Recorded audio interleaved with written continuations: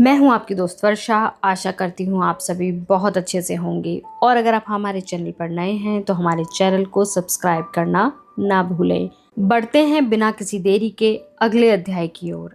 अध्याय 21, जिसका नाम है परलोक। परलोक की सीमा रेखाएं पृथ्वी पर हमारे अस्तित्व के नियमों से अधिक जटिल होती हैं। अपने कर्मों के आधार पर मृत आत्माओं को विभिन्न लोकों में भेजा जा सकता है। सौभाग्यशाली ब्राह्मणों को ब्रह्मलोक भेजा जाता है, जहां वे स्वयं विधाता से दिव्य ज्ञान प्राप्त कर सकते हैं। क्षत्रियों में जो श्रेष्ठ होते हैं, वे सभी प्रकार के सुख एवं वैभव से परिपूर्ण इंद्रलोक में जाते हैं। कुछ कम भाग्यशाली क्षत्रियों को यम, सूर्य अथवा चंद्र के दरबार में स्थान मिलता है। दुष्कर्मियों के लिए 136 प्रकार के नरक होते हैं, जिसमें से अलग पाप के लिए अलग नरक होता है और उनमें अलग अलग प्रकार की यातनाएं होती हैं, जैसे जीभ काटना, गर्म तिल में खौलाना अथवा मांस भक्षी पक्षियों का भोजन बनाना। और इन सभी का अत्यंत विस्तृत वर्णन हमारे ग्रंथों में बड़े चाव से किया गया है। ध्री के गुरु का मत था कि नेक स्त्रियों को सीधे अगले जन्म में भेज दिया जाता है, जहां यदि उनका भाग्य अच्छा हो तो उन्हें पुरुष रूप में जन्म मिलता है। परंतु मेरा विचार था कि यदि ऐसे लोग होते हैं तो अच्छी स्त्रियों को ऐसे स्थान पर भेजना चाहिए जहां कोई पुरुष ना हो, ताकि वह पुरुषों की मांग से बच सके। यद्यपि मैंने समझदारी की जो यह मत अपने तक ही सीमित रखा।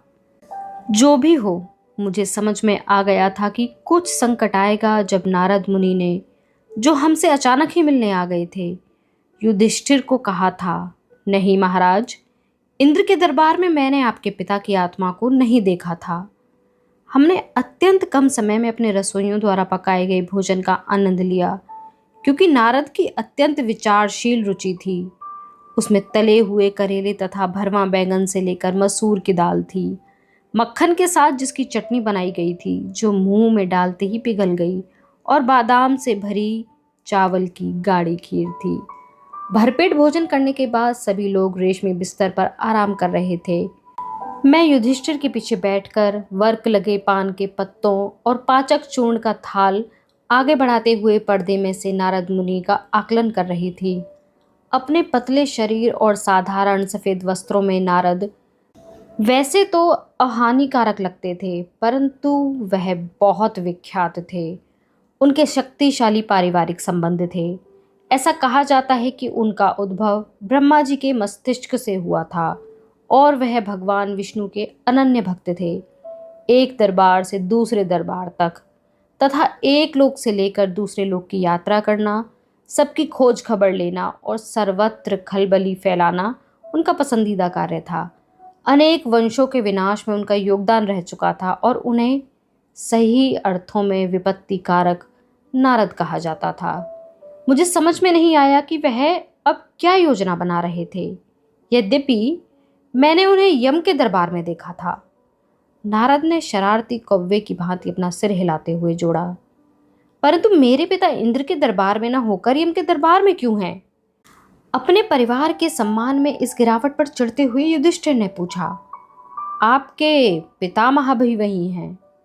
नारद ने अपने हाथ के पीछे धीरे से उबासी लेते हुए कहा, परंतु आप इस बात से परेशान न हो। हालांकि वहां के आसन और उनकी गद्दियां इंद्र के दरबार के आसन और गद्दियों की तरह सुविधाजनक तो नहीं हैं, पर वे लोग वहां आराम से रह रहे हैं। यद्यपि हमें क्या करना चाहिए जिससे हमारे पूर्वजों को इंद्र के दरबार में प्रवेश मिल जाए? युधिष्ठिर ने बीच में टोकते हुए पूछा। संयोग से, नारद बोले, मैंने भी उनसे यही बात पूछी। उन्होंने कहा कि यदि आप राजसूय यज्ञ करेंगे तो उन्हें इंद्रलोक भेज दिया जाएगा। तो फिर हम वह यज्ञ अवश्य करेंगे। युधिष्ठिर ने घोषणा की। आप हमें बताइए कि वह कैसे किया जाता है? नारद ने उत्सुकता का नाटक करते हुए भवें चढ़ाई। यह बहुत खतरनाक है। पहले आपको भारत के सभी राजाओं से कर लेना होगा।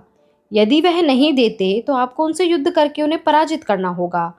उसके बाद आपको एक विशाल अग्नि समारोह करना पड़ेगा, जिसमें उन सभी राजाओं को उपस्थित होना होगा।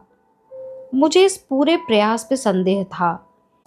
यदि लोग होते भी हैं तो इस बात का क्या प्रमाण है कि मृतात्माओं को उनके द्वारा पृथ्वी पर किए गए कार्यों के आधार पर एक लोक से दूसरे लोक में भेजा जा सकता है। युधिष्ठिर को भी संकोच हो रहा था।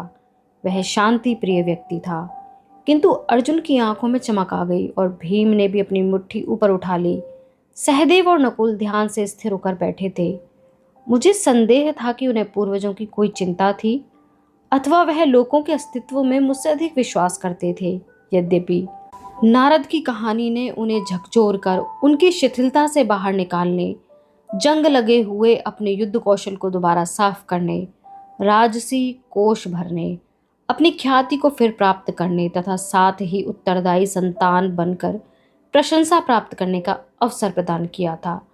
हम कब आरंभ करें? अर्जुन ने पूछा। हमें जल्दबाजी नहीं करनी चाहिए, युधिष्ठिर ने कहा।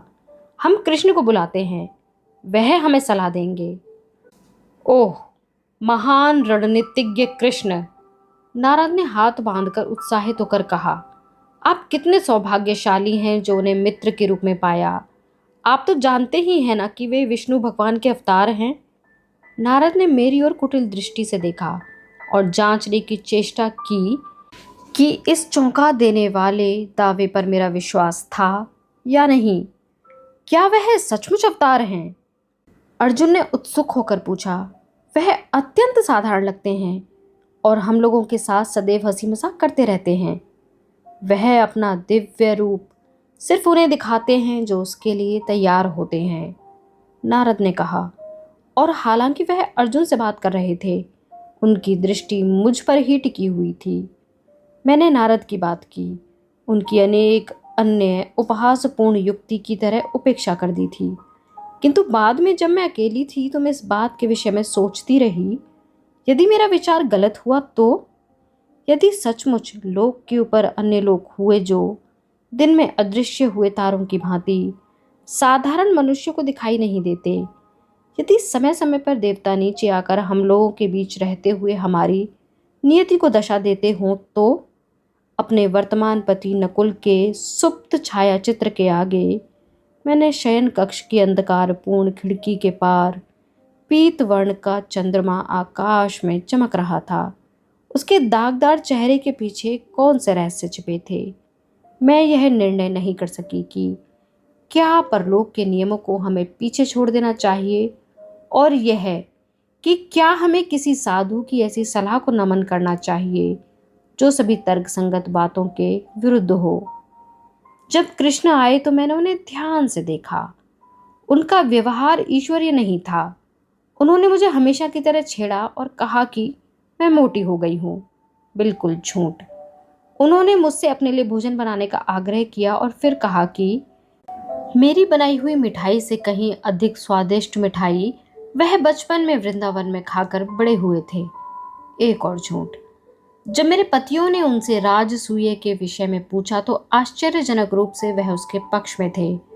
उन्होंने कहा कि देश में बहुत भ्रष्टाचार हो रहा है और उसे ठीक करने की आवश्यकता है। अभी सावधानी से नियंत्रित ढंग से किए गए रक्तपात द्वारा बाद में नृशंस संहार को रोका जा सकता था। वह इससे पहले ईर्ष्या संबंधी दी गई अपनी चेतावनियों को भूल गए थे। कृष्ण ने रणनीति बनाने में मेरे पतियों की सहायता की। उन्होंने इसका आरंभ उस समय के सबसे भयावह शासक और कृष्ण के पुराने शत्रु जरासंध को मरवाकर किया। भीम ने मल्ल युद्ध के दौरान उसके शरीर को 2 हिस्सों में चीर दिया और उसने मुझे उसका पूरा विवरण बाद में विस्तार से सुनाया था। उसके बाद उन्होंने अनेक राजाओं को छुड़ाया जिन्हें जरासंध ने बंदी बना रखा था और उन्हें उनके राज्य भी लौटा दिए। इससे मेरे पतियों को इतनी ख्याति मिली कि वह जहां भी गए राजाओं ने उनसे मैत्री कर ली। किसे पता कि कर्ण के राज्य अंग में क्या हुआ होता। परंतु कृष्ण ने नेत्रहीन राजा के पास एक विनम्र पत्र भेजकर बड़ी चतुरता से इस समस्या को टाल दिया, जिसमें यह लिखा कि अपने ताऊजी के प्रति सम्मान के कारण पांडव उनके किसी भी सहयोगी को चुनौती नहीं देंगे। कुतर्क में ना पड़ते हुए नेत्रहीन राजा ने एक मृदु पत्र लिखकर यह उत्तर दिया कि यदि पांडव भारत के सभी राजाओं का समर्थन प्राप्त कर अपने पिता की प्रसिद्धि को बढ़ाएंगे तो उसे अत्यंत प्रसन्नता होगी। विजय के बाद जब पांडवों ने उसे आमंत्रित किया तो उसने लिखित उत्तर भेजा कि वह स्वयं तो अशक्त होने के कारण वहां नहीं आ पाएगा, लेकिन दुर्योधन तथा उसके मित्रों को हमारे महल में आकर, जिसकी सभी इतनी प्रशंसा करते थे, समारोह में उपस्थित होने में बहुत खुशी होगी। धृतराष्ट्र के पत्र ने हमें उन्मादित कर दिया। हम यूं तो विशाल समारोह के लिए तैयार थे, किंतु हमने यह नहीं सोचा था कि कौरव भी आएंगे। उनके आने के समाचार से सब कुछ बदल गया। मेरे पति महल में घूम घूम कर प्रत्येक वस्तु का नए सिरे से दुर्योधन की नज़र से निरीक्षण करने लगे।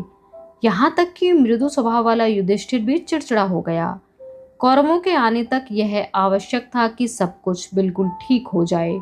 उसके बाद कौरव इस बात को स्वीकार करने के लिए बाध्य हो जाएंगे कि उनके निर्धन भाइयों ने, जिनका वे सदा उपहास करते थे, कितनी उन्नति कर ली थी। और मैंने भी तैयारियां आरंभ कर दी और एक अच्छी पत्नी होने के लिए कोई कमी नहीं छोड़ी। यह कठिन नहीं था। मैं भी यही चाहती थी कि दुर्योधन हैरान होकर देखे कि हमने उस बंजर स्थान पर क्या बना दिया था। मैं भी यही चाहती थी कि मेरे समेत हमारी समस्त निधि देखकर उसकी आंखें चौंधिया जाएं। इतने वर्षों के संघर्ष और अपमान तथा अपना जीवन बचाने के लिए भागने के बाद मेरे पतियों को कम से कम इतना तो मिलना ही चाहिए था। क्यों मैं अपनी सेविकाओं को देर रात तक धुलाई सफाई में लगाए रखती थी, या क्यों अपने रसोइयों को प्रत्येक बार के लिए विशेष भोजन तैयार करने को कहती थी, या क्यों अपने राजसी दर्जी को ऐसे वस्त्र बनाने के लिए कहती जो हमने आज तक नहीं पहने थे, अथवा क्यों मालियों को आदेश देती थी कि वह अपने उद्यान के प्रत्येक पौधे को पल्लवित होने के लिए कहे। तो इसके पीछे छिपे कारण की जांच न करने के प्रति मैं सावधान थी। आज की वीडियो में बस इतना ही। मिलते हैं अगली वीडियो में। तब तक हमारे साथ इस सफ़र में बने रहने के लिए बहुत धन्यवाद।